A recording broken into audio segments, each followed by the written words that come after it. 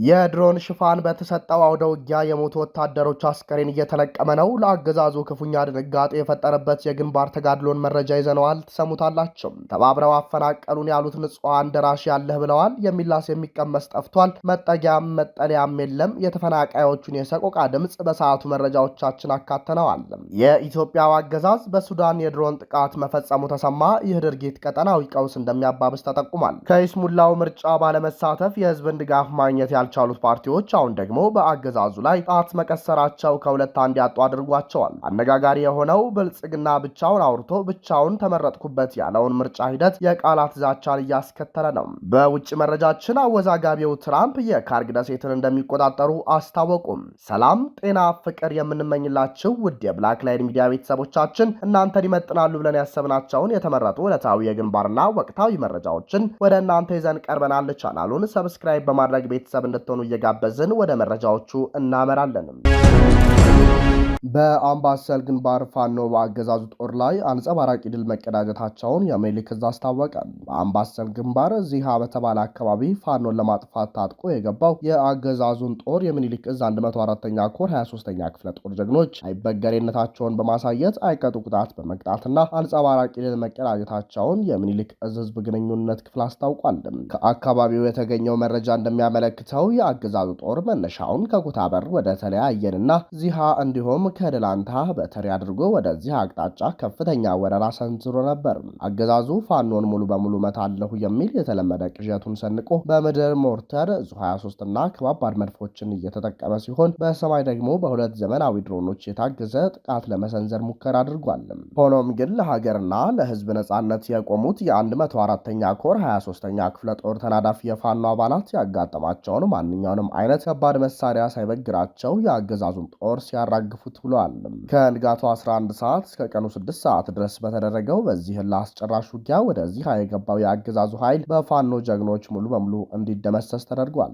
የሚኒልክ ዕዝ ህዝብ ግንኙነት ክፍል ጨምሮ እንደገለጸው በደረሰበት ከባድ ሽንፈት ክፉኛ የተበሳጨው አገዛዙ ህዝባዊ መሰረት ያላቸውን የፋኖ አባላት ክንድ መቋቋም ሲያቅተው ንጹሐን ዜጎችን ኢላማ አድርጓል። በዚህም መሰረት በዘፈቀደ 3 ጊዜ በፈጸመው የድሮን ጥቃት በጦርነቱ ውስጥ ምንም አይነት ተሳትፎ የሌላቸውን ንጹሐን ዜጎች የጥቃቱ ሰለባ ሆነዋል። ዛሬ አዳሩን የአገዛዙ ጦር በድሮን ሽፋን በመታገዝ የሞተበትንና የቆሰለበትን ኃይል እያነሳ ያደረ ሲሆን በሌላ በኩል ከግሸን በአባላ በኩል የፋኖን መውጫ ለመቁረጥ ያደረገው ተጨማሪ የይስሙላ እንቅስቃሴ በንስሮቹ የደፈጣ ጥቃት ተመቷል። በዚህም ምክንያት የአገዛዙ ጦር በርካታ ሙትና ቁስለኛውን እየጎተተ ወደ መጣበት ለመመለስ መገደዱ ታውቋል። በክልሉ አሁንም እንደቀጠለ ባለው ግንባር ተጋድሎ ብልጽግና ወታደራዊ ካምፕ ባዶ እየቀረ መሆኑም የአደባባይ ሀቅ ነው። አንድም በፋኖቹ እርሳስ የሚሞተው ሰራዊት ቁጥር እያሻቀበ ሲሆን ሞትን ፈርተው መቆየትን የመረጡና የአማራ ፋኖ የህዝባዊ ትግል ውስጥ ሚስጥር የገባቸው ወታደራዊ አባላት በየቀኑ ከካምፕና ከቀጠና መኮብለላቸውን የ4 ኪሎን አገዛዝ በኩል ከፍተኛ ስጋት የደቀነበት ሁኔታ ሆኗል። ትላንት የኮሎኔል አለሜ ታደለ ልዩ አጃቢን ጨምሮ በደቡብ ጎንደር ቀጠና የሚሊሻ ኃይሎች ወደ ህዝባዊ ትግሉ አምርተዋል። በአገዛዙ በኩል ከተራ ወታደር እስከ ታማኝ ተብለው ተጠባቂ የሆኑ አጃቢዎች መክዳት የተደረሰበት ኪሳራ ባለ ጊዜውን ሁሉ ፍራቻ ውስጥ አስገብቶታል። የፋኖ ትግልም ተጠናክሮ ቀጥሏል። በአብይ አህመድ አመራሮች ዝምታ በህወሓት ድጋፍ ቀያቸውን ለቀው የወጡ በሰቆጣ ከተማ የሚገኙ ተፈናቃዮች ለከፍተኛ ረሃብና መጠለያ እጥረት መጋለጣቸውን ገለጹ። ከዋግምራ ብሔረሰብ አስተዳደር ዞን ጻግምጅና በርገሌ ወረዳዎች በአገው ሸንጎ ታጣቂዎች ጥቃት ምክንያት ተፈናቅለው ወደ ሰቆጣ ከተማ የገቡ ዜጎች ምንም አይነት የምግብ እርዳታና መጠለያ ባለማግኘታቸው ለከፍተኛ ረሃብና እንግልት መጋለጣቸውን በምሬት እየተናገሩ ናቸው። በተለይም ከሚያዝያ ወር 2018 ዓ.ም ጀምሮ አካባቢያቸውን ለቀው የወጡት እነዚህ ወገኖች መሰረታዊ የሆኑ የዕለት ጉርስና መጠለያ በማጣታቸው ህይወታቸው ለአደጋ መጋለጡን ይገልጻሉ። ተፈናቃዮቹ እንደሚሉት ከጻግምጅ ወረዳ የተፈናቀሉት ወይዘሮ ሙሉ ገበየው ወደ ሰቆጣ ከተማ ከመጡ 15 ቀናት ቢሻገራቸውም እስካሁን ምንም አይነት የምግብ ድጋፍ እንዳልቀረበላቸው ተናግረዋል። እርዳታ የለም፣ ምንም የለም፣ ዝም ብለን ነው ያለነው። መጫት አለ፣ እርጉዝ አለ፣ ዝም ብለው በረሃብ ነው የሚሞቱት ብለዋል። ካለም ከሰጡን እንበላለን፣ ከሌለም ዝም ብለን ነው የምናድረውም ሲሉ የችግሩን ጥልቀት አስረድተዋል። ከአበርገሌ ወረዳ የተፈናቀሉ ሌላኛ አስተያየት ሰጪ በበኩላቸው ከሰሞኑ የምግብ ማብሰያ ቁሳቁስና የብርድ ልብስ ድጋፍ ቢደረግላቸውም የሚበላ ነገር ግን ፈጽሞ እንዳልቀረበላቸው ገልጸዋል።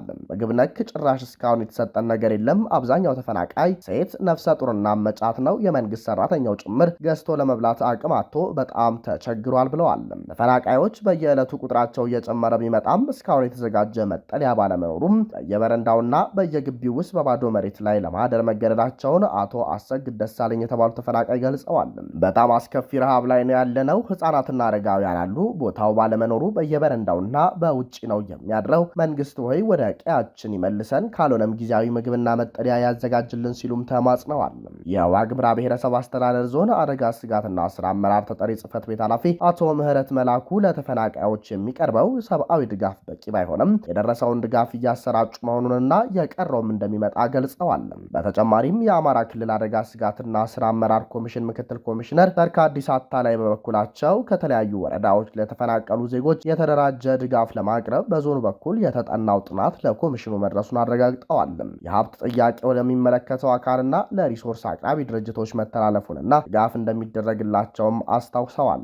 በየቀኑ ቁጥራቸው እየጨመረ ወደ ሰቆጣ ከተማ የሚገቡት እነዚህ ተፈናቃዮች ግን የወረቀቱና የጥናቱ ሂደት አልቆ አስቸኳይ የዕለት ደራሽ ምግብና መጠለያ ሲቀርብላቸው ድረስ በከፍተኛ ስቃይና እንግልት ውስጥ ይገኛሉ ሲል የዘገበው ዲደብሊው ነው። ሶስት ፓርቲዎች በተለያዩ አካባቢዎች ምርጫው እንዲደገም ሲጠይቁ፣ ሁለት ፓርቲዎች ደግሞ አጠቃላይ ምርጫውን እውቅና ነፈጉም። በኢትዮጵያ በተካሄደው 7ኛ ጠቅላላ ምርጫ ጋር ተያይዞ የተለያዩ የፖለቲካ ፓርቲዎች ተቃውሞና ቅሬታቸው እየበረታ የመጣ ሲሆን ሶስት ፓርቲዎች በተለያዩ ስፍራዎች ምርጫው እንዲደገም ሲጠይቁም፣ ሁለቱ ደግሞ ሙሉ እውቅና በመንፈግ አጥብቀው አወገዙም። ጎጎት ለጉራጌ አንድነትና ፍትህ ፓርቲ ጎጎት፣ የነጻነትና እኩልነት ፓርቲ ነአፓ እንዲሁም የኢትዮጵያ ዜጎች ለማህበራዊ ፍትህ ፓርቲ ኢዜማ በተለያዩ አካባቢዎች ምርጫው እንዲደገም ሲጠይቁም፣ በሌላ በኩል ትብብር ለኢትዮጵያ አንድነትና የኦሮሞ ፌዴራላዊ ኮንግረስ ኦፌኮ አጠቃላይ የምርጫውን ሂደት እውቅና መንፈጋቸውን በተናጠል ባወጣቸው መግለጫዎች አስታውቀዋል።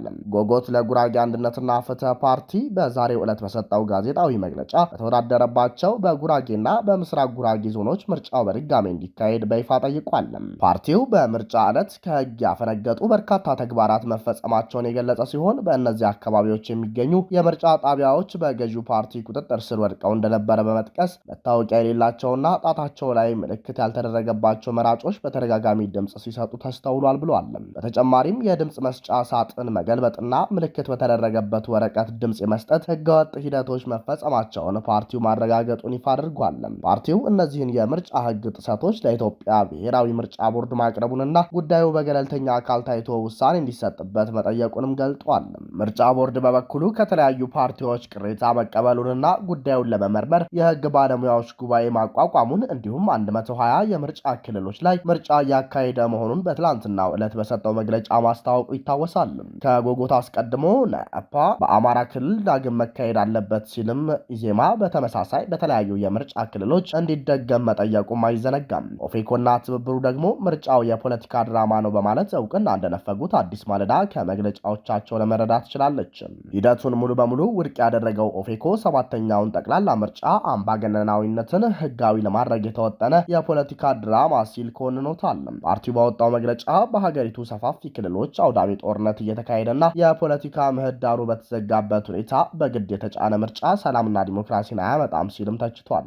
ኦፌኮ የምርጫ አስፈጻሚዎችን አድሏዊነት፣ የመራጮችን መታፈንና የምርጫ ታዛቢዎችን ሚና የነቀፈ ሲሆን የአፍሪካ ህብረትና የኢጋር ታዛቢዎች ያወጡት ሪፖርት የምርጫ ዕለት ቱሪዝም ሲል አጣጥሎ ፈርጆታል። ፓርቲው ብቸኛው መፍትሄ ሁሉን አቀፍ የፖለቲካ ውይይትና ድርድር መሆኑን በመጥቀስ ለአጠቃላይ የምርጫው ሂደት እውቅና እንደማይሰጥ አስታውቋል። በተመሳሳይ መልኩ አጠቃላይ ምርጫውን የነቀፈው ትብብር ለኢትዮጵያ አንድነት ሂደቱን ካለፉት አምባገነናዊ የጥርንፉ ባህሪያት ያልተላቀቀና ከጨረባ ምርጫ የማይለይ መሆኑ ገሃድ የወጣ ሲል ባለፈው ሳምንት ማስታወቁ አይዘነጋም። ትብብሩ ለአዲስ ማለዳ በላከው መግለጫ የምርጫ ውጤት ምንም ቢሆን የትኛውም እጩ በትብብሩ ስም ምክር ቤት እንዳይገባና ቢገባም ፈጽሞ ተቀባይነት የሌለው መሆኑን በጥብቅ ማሳሰቡ ይታወቃል። ትብብሩ ወደ ምርጫው የገባው የመንግስትን የነውር ገመና በተጨባጭ ለማጋለጥ በማለም እንደነበር ጠቅሶ መንግስት የህዝብን ድምፅ እስከሚያከብር ድረስ ህዝብን ያሳተፈ ሰላማዊ ትግል እንደሚያደርግም ጨምሮ ገልጾ ነበር። እንዲሁም በተለይ ሁለቱ ፓርቲዎች ኦፌኮና ትብብር ዓለም አቀፉ ማህበረሰብና የዲፕሎማቲክ ተልዕኮች መንግስት ሸብረክ ብሎ ከፖለቲካ ኃይሎች ጋር እስከሚደራደር ድረስ ለሂደቱ ምንም አይነት እውቅና ከመስጠት እንዲቆጠቡ አጥብቀው አሳስበዋል። ሆኖም ግን ፓርቲዎቹ በይስሙላው ምርጫው ባለመሳተፍ የህዝብን ድጋፍ ማግኘት አለመቻላቸውና አሁን ደግሞ በአገዛዙ ላይ ጣት መቀሰራቸው ከሁለቱም አንድ ያጡ አድርጓቸዋል።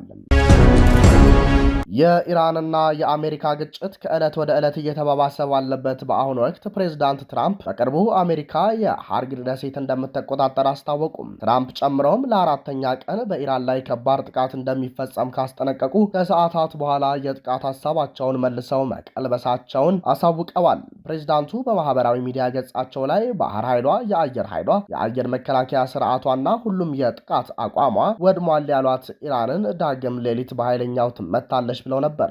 ቬንዙዌላ ላይ እንዳደረግነው ብዙም ሳይቆይ የሃርግ ደሴትንና ሌሎች የነዳጅ መሰረተ ልማቶችን እንይዛለን፣ በዚህም የኢራንን የነዳጅና የጋዝ ገበያን ሙሉ ለሙሉ እንቆጣጠራለን ሲሉ እቅዳቸውን አሳውቀዋል። ከኢራን ጋር የሚደረጉ ጦርነት ከተጀመረ ጊዜ አንስቶ ፕሬዝዳንት ትራምፕ የኢራን ዋነኛው የነዳጅ ማስተላለፊያ የሆነው ሃርግ ደሴት እንደሚቆጣጠሩ በተደጋጋሚ ሲናገሩ ነበር።